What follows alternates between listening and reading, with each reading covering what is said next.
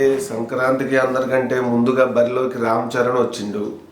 Game changer అంటూ వచ్చారు. ఇప్పటిదాకా ఆ ప్రోమోలు పాటలు విడుదలైనప్పుడే ఫ్యాన్స్లో ఏందో కొద్దిగా తేడాగా అన్నట్టుగానే అనిపించింది. ఇప్పుడు ఇక కథ శంకర్ గారంటే మనందరికీ తెలుసు, లార్జర్ దాన్ లైఫ్ సినిమాలు చేస్తాడు, ఓకే.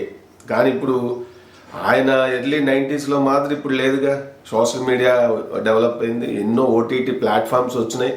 కరోనా వచ్చినాక ఆడియన్స్, ప్రేక్షకులు, మన ఇండియన్ ప్రేక్షకులు, తెలుగు వాళ్ళు అందరూ కూడా వీటికి అలవాటు పడ్డారు. మొబైల్లో సినిమాలు చూస్తున్నారు, మంచి మంచి సినిమాలు, వేరే భాషల కంటెంట్ ఉన్న సినిమాలు చూస్తూ ఉన్నారు, మలయాళం అవి ఇవి అన్నీ కూడా. సో ఇటువంటి రోజులు ఇవి. సో మరి హీరోకున్న ఇమేజ్ ఏంటి? RRR తర్వాత RRRతో గ్లోబల్ స్టార్ అయ్యింది రామ్ చరణ్. అద్భుతమైన పాత్ర పోషించింది అందులో.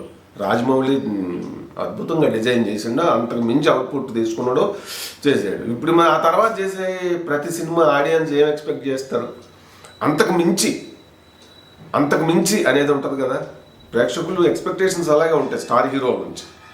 కథ చాలా ఇదిగా ఉండాలి. మరి శంకర్ అంటే వీళ్ళిద్దరు కాంబినేషను, దిల్ రాజు గారి ప్రొడక్షను అంతా okay. KR Advani heroine, Samuthirakani, Srikanth, Anjali గారి వీళ్ళంతా ఉన్నారు బాగానే. ప్యాడింగ్, సపోర్టింగ్ ప్యాడింగ్ అది బాగుంది. సునీల్ చాలా కాలం తర్వాత కొద్దిగా తన పాత కామెడీ వాసనలు చూపించే ప్రయత్నం చేశారు, కానీ అది కూడా ఇదే. మొత్తం మీద ఎప్పుడో ఒక 30 ఏళ్ళ నాటి ఒక పాయింట్ని పట్టుకొని ఇప్పుడు దాన్ని రామ్ చరణ్ మీద బలవంతాన్ని రుద్దినట్టే. రామ్ చరణ్ చాలా కష్టపడ్డాడు, అద్భుతంగా చేసిండు. కానీ ముఖ్యమంత్రి కావడానికి ఒక కలెక్టర్ అంత చేస్తే అది ప్రాక్టికల్గా ఇప్పుడు ఉన్న జనరేషన్స్ చాలా అడ్వాన్స్గా ఉంటున్నారు. వాళ్ళకి ఎంటర్టైన్మెంట్ కానీ సినిమాలు అనేక రకాల ఎమోషన్స్, వెబ్ సిరీస్లు, కంటెంట్ ఓరియంటెడ్ మలయాళీ ఫిలిమ్స్, మరి వేరే భాషల సినిమాలు ఇట్లా అనేకం అందుబాటులో ఉంటున్నాయి కదా. అవన్నీ చూసి చాలా రియలిస్టిక్గా ఉండే వాటిని ఇష్టపడుతున్నారు. ఇక్కడ డిస్కనెక్టివిటీ ఏర్పడింది డైరెక్టర్ శంకర్ గారికి. ఆయన పాత కథలనే ఒకే ఒక్కడిని కొద్దిగా, భారతీయుని కొద్దిగా. ఎందుకంటే శంకర్ గారి కథల్లో మనకు ఎక్కువగా కనబడేది ఏంటంటే సమాజంలో అవినీతి ఉంది, ఆ అవినీతిని నిర్మూలిస్తే సమాజం బాగుపడుద్ది అన్నట్టుగా ఉంటాయి ఆయన కథలన్నీ. ఎక్కువ అదే, భారతీయుడైతే అదే. అందుకే అప్పుడు అది సూపర్ హిట్ అయింది. అప్పటి రోజుల్లో అప్పటికి అది కనెక్టివిటీ ఉంది కాబట్టి, రిలవెన్స్ ఉంది కాబట్టి సమాజానికి కథ మనం చూస్తున్నప్పుడు అది ఇప్పుడు సమకాలీన సమాజంలో మనకి కనెక్టివిటీ ఉందా లేదా అనేది ప్రేక్షకుడు అక్కడ ఆలోచన చేస్తాం. కథకి కనెక్ట్ అవ్వాలి, కానీ ఈ కథలు మనం ఎక్కడ కనెక్ట్ కాలేము. మనం అట్లా జస్ట్ వీక్షకులుగా వీక్షిస్తుంటాం అంతే. అక్కడక్కడ కొద్దిగా హార్ట్ టచింగ్ సన్నివేశాలు ఉన్నాయి, కానీ ఓవరాల్గా చూసినప్పుడు పాయింట్ పాత చింతకాయ పచ్చడిని ఎగ్గొట్టు దిగ్గట్టు చేసినట్టు అనిపిస్తుంది. ఆర్టిస్టుల పరంగా బాగాలేదంటే అద్భుతంగా చేపించింది రామ్ చరణ్. అసలు తన భుజాల మీద చాలా బరువును మోసుకెళ్ళినట్టు అనిపించింది. కానీ అసలు ఏంటంటే ఇప్పుడు ఆయనకి RRR తర్వాత రామ్ చరణ్కు ఉన్న ఇమేజ్కి సరిపడా కథ కాదు మెయిన్ అది. తర్వాత ముఖ్యమంత్రి కావడానికి ఒక కలెక్టర్ ఇదికి ఊరికే అంత డ్రాగింగ్ అవసరం ఆ సెకండ్ హాఫ్లో. తర్వాత రామ్ చరణ్ని అప్పుడే తండ్రి రూపంలో చూడగలమా? అది RRRలో మాదిరి. RRRలో రామ్ చరణ్కి ఉన్న ఫ్లాష్ బ్యాక్ ఉంటుంది. అజయ్ దేవగన్ గారును శ్రేయతో చేయించారు రాజమౌళి గారు. అలా అద్భుతం అది. అది సినిమాకి ప్రాణంగా నిలిచింది ఆ ఎపిసోడ్. అట్లా నిలిచే అవకాశం వచ్చింది సెకండ్ హాఫ్లో. దానికి మళ్ళీ రామ్ చరణ్ని తండ్రిగా పెట్టి, అంజలిని తల్లిగా పెట్టి అది చూడలేకపోయాను నేనైతే. నాకు అది అక్కడ ఒక మంచి అవకాశాన్ని డైరెక్టర్ మిస్ చేసుకున్నట్లు అనిపించింది. సాంగ్స్కే 75 కోట్లు పెట్టారంట. చిన్న చిన్న సినిమాలు 7 కోట్లు పెడితే 10 సినిమాలు అయ్యాయి. దేవుడా!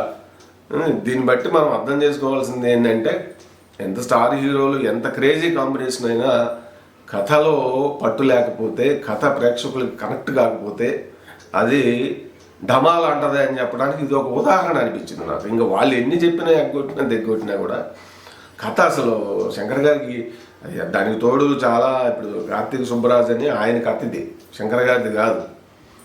ఒక గమ్యం ఉండదు. ఐఏఎస్ ఆఫీసరు అవినీతిని ఎదుర్కోవటం వరకు ఓకే, ఆయన ముఖ్యమంత్రి కావడం కోసం ఇది. తర్వాత సూర్య క్యారెక్టర్ ఊరికే కేకలు, ఆ సరిపోదా శనివారంలో అంటే అది క్యారెక్టరైజేషన్, ఆ సైకోయిజం సెట్ అయ్యి. మరి ఇప్పుడు ఊరికే కేకలు వేయడం వల్ల ఏంటి ప్రయోజనం అనిపించింది నాకు. కేకలే. ఈ మొత్తం మీద అయితే కథలో దమ్ము లేకపోవడం వల్ల ఆర్టిస్టులు చేసిన వాళ్ళ పెర్ఫార్మెన్స్ అందరూ అద్భుతంగా చేశారు. అంజలి గారికి మంచి రోల్ పడిందనే చెప్పాలి. త్యాగం అయినా కూడా అది పాత చింతకే మనం కనెక్ట్ కాలేము. ఇప్పుడు 13 నుంచి 20 ఇయర్స్ ఉన్న టీనేజర్స్ అస్సలు కనెక్ట్ కాలేరు. 20 నుంచి 30 ఉన్న వాళ్ళు కూడా ఇదేంద్ర బాబు అంటారు. మరి శంకర్ జనరేషన్తో ట్రావెల్ అయినట్టు మాలాంటి వాళ్ళకి కూడా ఇదేంద్ర బాబు ఇంత వెనకబడి ఉన్నాడు కథనం పరంగా శంకరు. ముందు ఒక గోల్ ఉంటుంది, ఆ goal setting larger than life ఉంటుంది. కానీ ఇది హీరో ఇప్పుడు రామ్ చరణ్ గారికి ఉన్న ఇమేజ్ని తగ్గి ఆయనకు ఏమాత్రం సరిపోదు. దీనికోసమా ఇదేదో కెరీర్ స్టార్టింగ్లో చేసే కథలు కదా అని అనిపించింది నాకు. మొత్తం మీద అయితే బుడిదలో పోసిన పన్నీర్ అయింది వాళ్ళ శ్రమ అంతా అనిపించింది నాకు. ఓకే, ఒకసారి ఏదో ఇప్పుడు ఇంట్లో కూర్చొని చూసుకోవచ్చు.